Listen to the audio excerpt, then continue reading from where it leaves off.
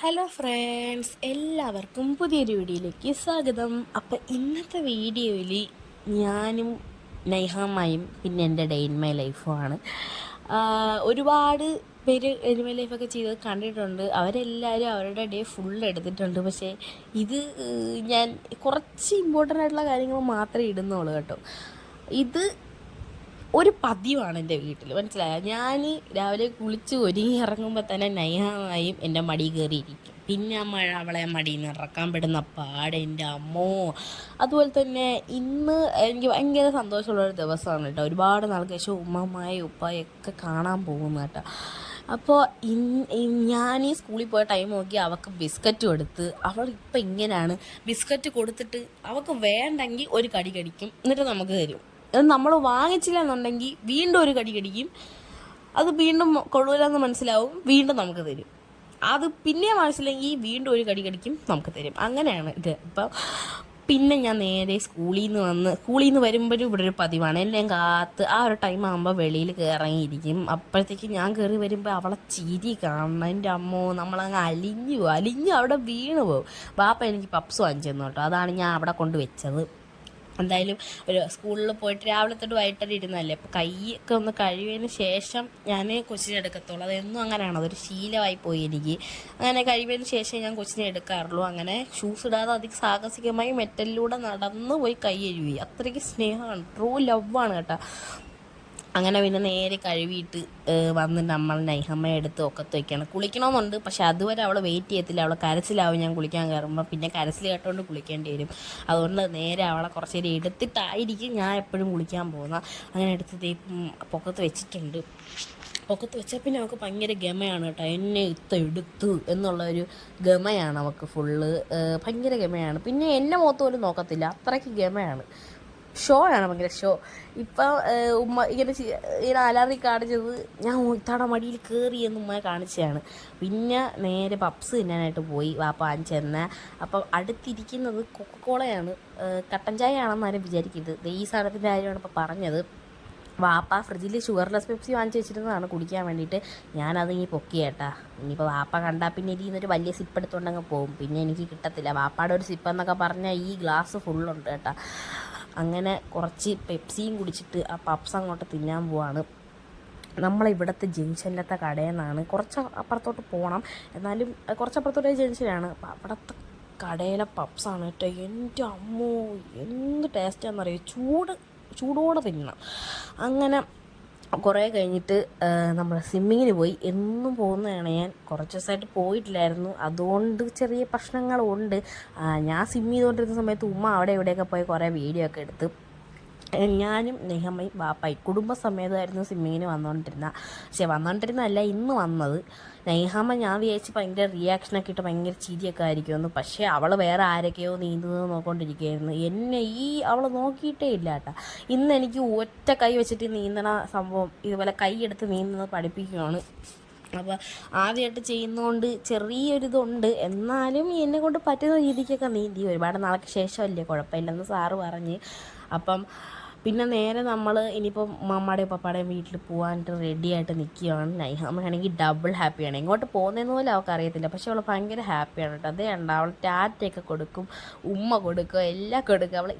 അവൾ എന്ത് വേണം തരും. പക്ഷെ ഇപ്പോൾ ഒരു സ്വഭാവം ഉണ്ടെങ്കിൽ സവാ എടുത്ത് അങ്ങോട്ട് കൈയിടും. പിന്നെ അത് വായി നിറക്കാൻ വേണ്ടിയിട്ട് നമ്മൾ ടിപ്പർ ലോറിയിൽ കെട്ടി വലിക്കേണ്ടി വരും. അത്രയ്ക്ക് ബലം പിടിച്ച് വെച്ചിരിക്കും കേട്ടോ.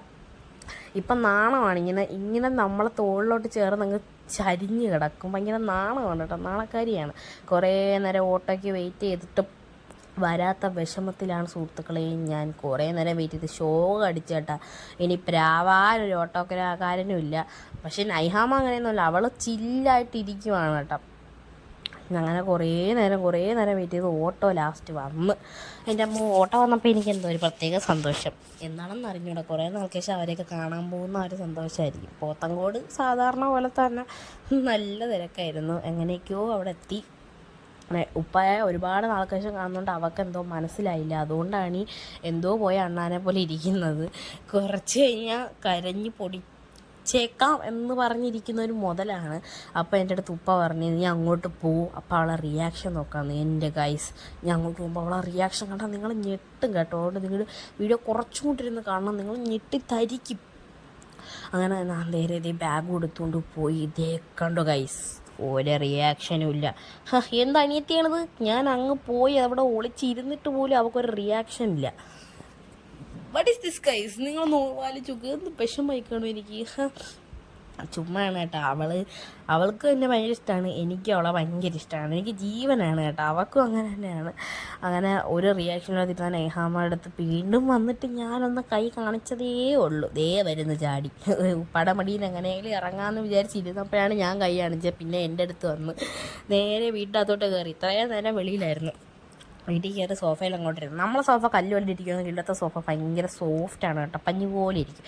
വീണ്ടും അവിടെ ഇരുന്ന് കുറേ നേരം നൈഹാമ്മയെ കളിപ്പിച്ച്. അങ്ങനെ ഒരുപാട് നാൾക്ക് ശേഷം ഉമ്മാമ്മ വന്ന് നൈഹാമ്മയെ എടുത്ത് കേട്ടോ. അവളാണെങ്കിൽ ഭയങ്കര കരച്ചിലായിരുന്നെങ്കിലും കുഴപ്പമില്ലായിരുന്നു. പിന്നെ ഉമ്മാമ്മ പറഞ്ഞ് മുളക് പോയി എടുത്തിട്ട് വരാൻ. അപ്പോൾ ക്യാമറ തൂക്കിയായിരുന്നു. ഉമ്മയാണ് നിങ്ങളീ കാണുന്നത്, എന്ത് ഉമ്മയാണെന്ന് നോക്കണേ. ഭയങ്കര കുഴപ്പമായി ഇപ്പം വരാ. പിന്നെ കേസ് കൂട്ടൊരു കുരുപ്പുണ്ട്. അപ്പോൾ ഇന്നലെ കുരുപ്പിൻ്റെ ഉമ്മയും കുരുപ്പും കൂടെ വെളിയിൽ പോയപ്പോൾ പറിച്ചുണ്ടാക്കിയ ഒരു ബൊക്കയാണ് കേട്ടോ ഇത്. ഇതാണ് കുരുപ്പിൻ്റെ ഉമ്മ. കുരുപ്പിനെ ഞാൻ പിന്നെ കാണിച്ചു തരാം.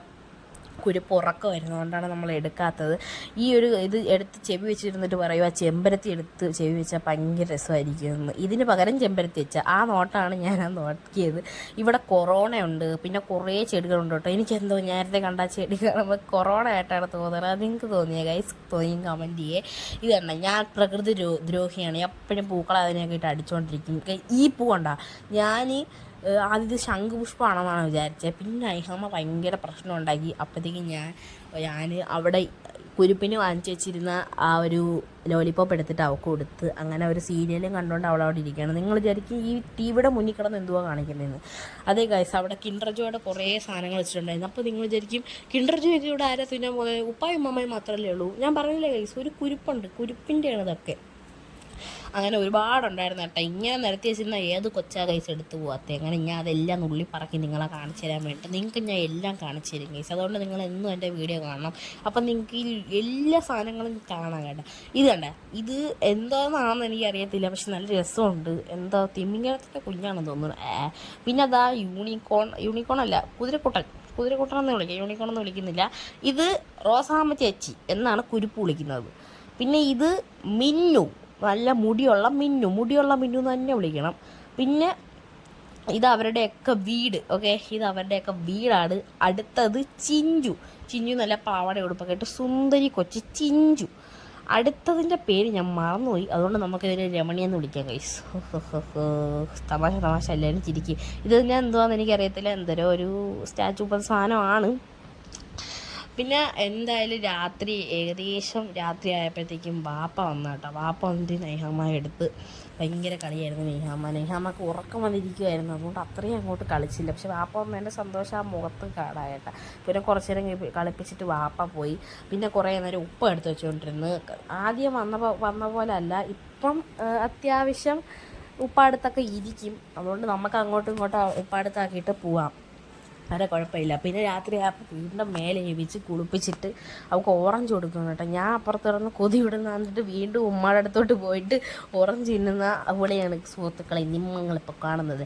ഇന്ന് ഉമ്മമ്മയുടെ സ്പെഷ്യൽ ഉള്ളിക്കറിയും അപ്പമാണ്. ഉമ്മാക്കത് മിസ് ചെയ്യുന്നു എന്ന് പറഞ്ഞുകൊണ്ടാണ് ഉമ്മാമ്മ അത് ഉണ്ടാക്കാൻ നിൽക്കുന്നത്. അല്ലെങ്കിൽ പുട്ടും പയറും ഉണ്ടാക്കാൻ നിന്നവരാണ്. ഉപ്പാക്ക് പുട്ട് ഭയങ്കര ഇഷ്ടമാണ്. അങ്ങനെ ഒരുപാട് സന്തോഷങ്ങൾ ഇന്ന് ഈ ഒരു ദിവസം കിട്ടി. ഇതാണ് ഞാൻ ആ പറഞ്ഞ കുരുപ്പ് കേട്ടോ. അങ്ങനെ നേരെ പിന്നെ വൈകിട്ടല്ല പിറ്റേ ദിവസം ആയപ്പോഴത്തേക്കും പാണ്ടിക്കെട്ടൊക്കെ പറക്കി നമ്മൾ നേരെ വീട്ടിലോട്ട് പോകാൻ നിൽക്കുവാണ്. അപ്പം ഈ ഒരു വീഡിയോ ഇഷ്ടപ്പെട്ടെങ്കിൽ ലൈക്ക് ചെയ്യാനും ഷെയർ ചെയ്യാനും സബ്സ്ക്രൈബ് ചെയ്യാനും മറക്കണ്ട. അപ്പം മറ്റൊരു വീഡിയോ ആയിട്ട് കാണുന്നവരെ എല്ലാവർക്കും ബൈ ബൈ.